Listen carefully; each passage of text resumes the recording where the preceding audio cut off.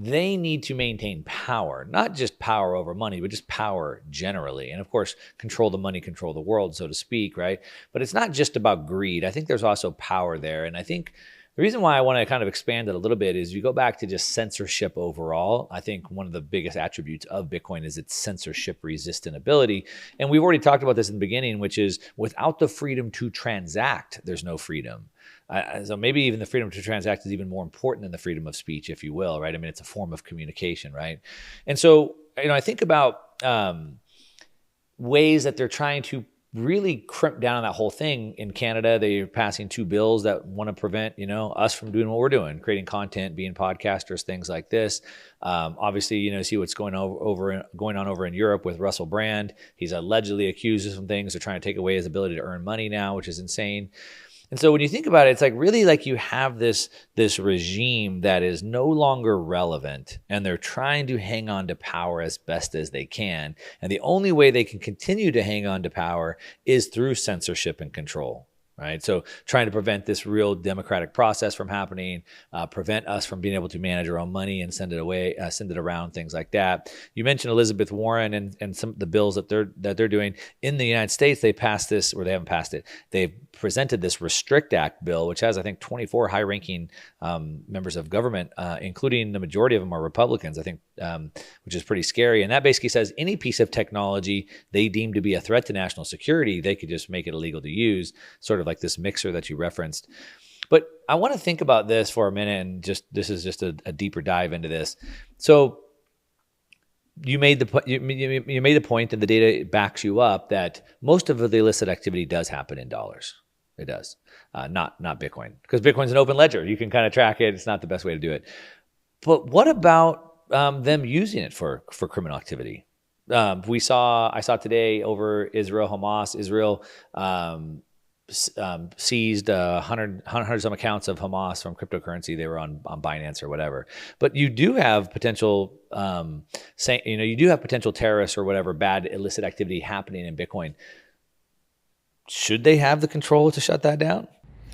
I mean, I think it's a double-edged sword. I think if you look at the First Amendment, right? There's a reason that the founding fathers set it up in a way where, because they knew that if the government had the ability to dictate speech, they would use that power in order to protect their political moat. And we have to choose whether we want a money on which no one controls, no one can censor, or do we want a money where a bureaucratic elite have that godlike power to censor and to stop something. And this reminds me of this Jeff Booth tweet. And he goes on to say, because broken money ensures the centralization of power by stealing the productivity through inflation that should flow to society in the form of lower prices. Those enriched by that theft and subsequent power must control the messaging to keep it. Right? So it goes back to your point. Yes, it has to do with power. Yes, it has to do with censorship. But I think what the root problem, the root cause of all this is the broken money. I think because there is broken money, I think they'll do everything and anything, including censor. And this was actually something that Nayib Bukele wrote in his famous article, Don't Drink the Elite's Kool-Aid, that their most important weapon is their control of truth. And they'll use that weapon in order to maintain it. Now, going back to terrorist organizations using Bitcoin, I don't have the data in front of me, but I bet my bottom dollar that those terrorist organizations are using the dollar way more than Bitcoin. Now, is it bad? Of course it's bad that, some terrorist organizations are going to use Bitcoin. But we have to talk about what the pros and the cons are. Do we want to live in a world where, like I said, a powerful political cabal get to use that power? And again, history has shown that they haven't used that power for the better every single time. A lot of the time they've used that power to protect themselves. I mean, look, the Patriot Act was passed, because of the September 11 attacks. Fast forward 10, 15, 20 years later, that same Patriot Act is being used to attack everyday Americans.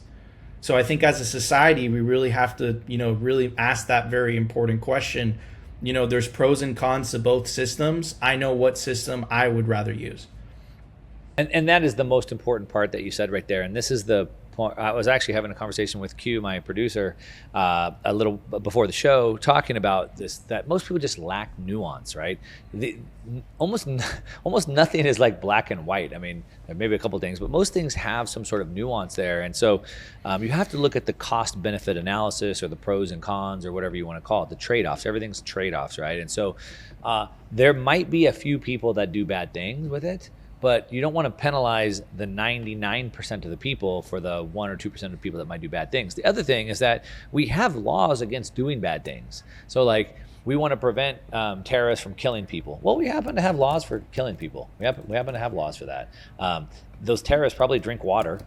They probably drive cars, right? Like, we can't take away everything that they use, right? We can't take away these tools. And so they used cars to get to their meeting to plan this whatever attack they did or whatever. We should ban cars. It just doesn't make sense, and so it doesn't make sense to ban the money, especially considering the trade-offs that we have. Where, to your point, these people are stealing our lives. Really, I mean, that's what it comes down to, right? I mean, just if you think about home ownership alone, it's gone from 2.5 years average time it takes to save for a home pre-1971 to now almost 6.5 years to save for a home. It's like 4 years of my life that was just taken away. So it doesn't make sense to do that. I think, to your point, thinking about the pros and cons of that is certainly the right way to think about that. It's just hard for people to think past first order thinking today, right? Seems like. 100%. And just to kind of add to your point about the home ownership, look, if you are under the age of 35, you're nothing more than a serf. Like, you won't own anything. In fact, their own propaganda has gotten to the point where they're telling you the quiet part out loud, right? You know how they call the Bitcoin conference the Freedom Conference? I call the World Economic Forum the Cantillionaire Conference. Their own propaganda is literally telling us you'll own nothing and be happy. So if you're under a certain age group, if you're a millennial, if you're a Zoomer, every time they print money, it's a wealth redistribution mechanism from the lower and middle classes, which tend to be the younger generations, back to the government, back to the very wealthy. Assets become unaffordable, right? So the American dream that my parents had when they were growing up, or my parents really didn't grow up here, but what I've heard, Americans, the so-called American dream, that that's becoming more and more unattainable to a lot of people in my generation, until Bitcoin. Bitcoin is now my American dream. Bitcoin now allows me to save for the future without fear of confiscation or wealth debasement.